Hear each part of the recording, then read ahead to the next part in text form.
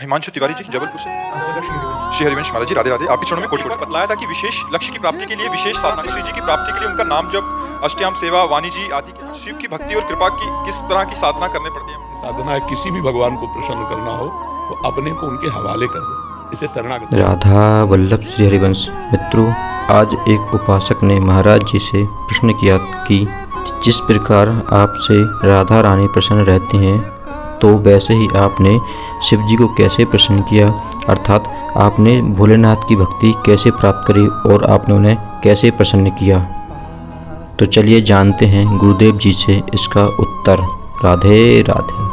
हिमांशु तिवारी जी जबलपुर से। राधा वल्लभ श्री हरिवंश महाराज जी राधे राधे। आपके चरणों में कोटि कोटि प्रणाम। महाराज जी, आपने एक बार बतलाया था कि विशेष लक्ष्य की प्राप्ति के लिए विशेष साधना करनी पड़ती है। जिस तरह से श्री जी की प्राप्ति के लिए उनका नाम जप, अष्टयाम सेवा, वाणी जी आदि की आवश्यकता होती है, उसी तरह भगवान शिव की भक्ति और कृपा की किस तरह की साधना करनी पड़ती है महाराज जी?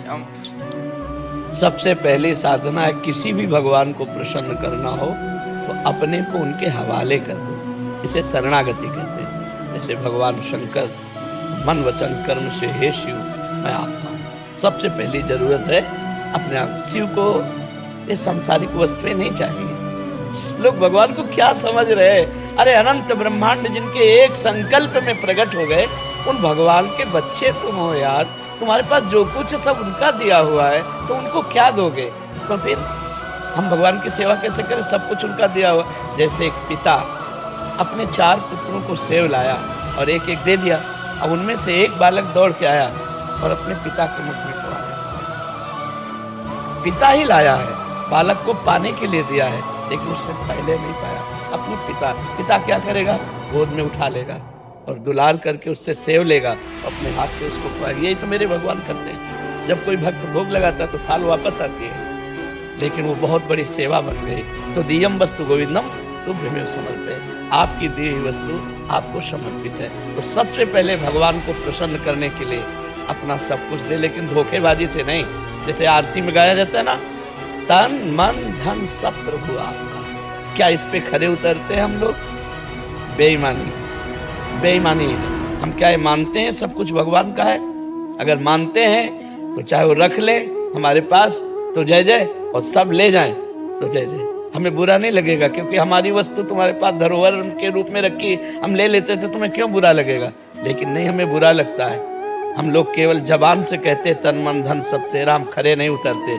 अगर खरे उतर जाए तो केवल कहने मात्र से भगवान की प्राप्ति हो जाएगी, क्योंकि भगवान आपको दिए यार। भगवान को कुछ लक्ष्मी जी चरण दाबती रहती है, लक्ष्मी जी की तरफ नहीं हेरते, वैसे अपने आनंद में मगन रहते हैं। हमारे भगवान की माया में एक पहाड़ है जिसका नाम सुमेर पर्वत है, 4 लाख योजन का है।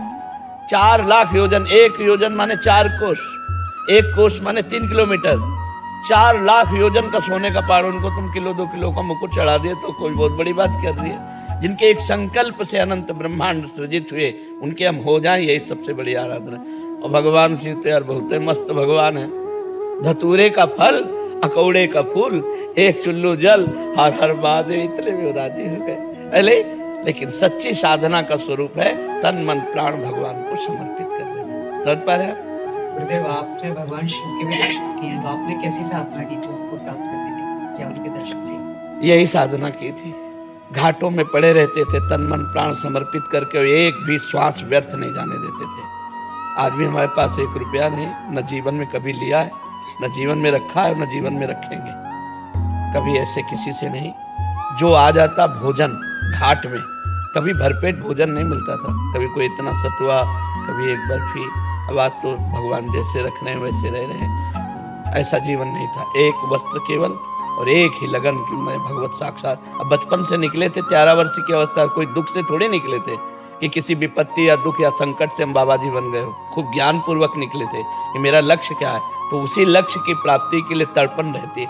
अब 13 से लेके 55-56 का शरीर होगा, इतनी आयु पूरी व्यतीत हुई है केवल भगवान में। एक भी दोस्त हमारा संसार में नहीं, तो दुश्मन कहाँ से हो जाएगा? जब दोस्त नहीं, दुश्मन कैसे? सब भगवत स्वरूप है, सबको हम प्यार करते हैं, लेकिन हम किसी से दोस्ती नहीं रखते। ममता नहीं, आसक्ति नहीं, दोस्ती नहीं, शत्रुता नहीं, सब में भगवत भाव रखते हैं। तो यही भाव वहाँ काशी के घाटों में बस भिक्षुक रूप में जो हमें उदर पोषण के लिए कभी सतुआ मिल जाता, कभी बर्फी के 2 टुकड़े मिल जाते, रात दिन लगन थी मुझे भगवान की प्राप्ति करनी। तो जो हम चाह करते हैं भगवान उसकी पूर्ति कर देते हैं। अब उन्होंने कृपा करके वृंदावन भेज दिया, प्रिया प्रीतम की उपासना में भेज दिया, और ये समाज को सेवा दिलानी थी, इसलिए उन्होंने ऐसा संयोग करा दिया। तो उन्हीं का सारा खेल है। भगवान शिव की ही कृपा से हमें जो कुछ प्राप्त है वो उन्हीं की कृपा से प्राप्त है। पर हमारा शिव जी के सिवा कोई था नहीं। कभी किसी आश्रम नहीं गए, कभी किसी मठ मंदिर में नहीं सोए, घाटों में पड़ के सोना और व्याकुल होकर रोना। कैसे प्रभु मिलोगे आप, कैसे मिलोगे? बस मित्रों, यदि आपको बाबा जी के प्रवचन पसंद आए तो हमारे चैनल को लाइक करें, शेयर करें और सब्सक्राइब करें। राधे राधे।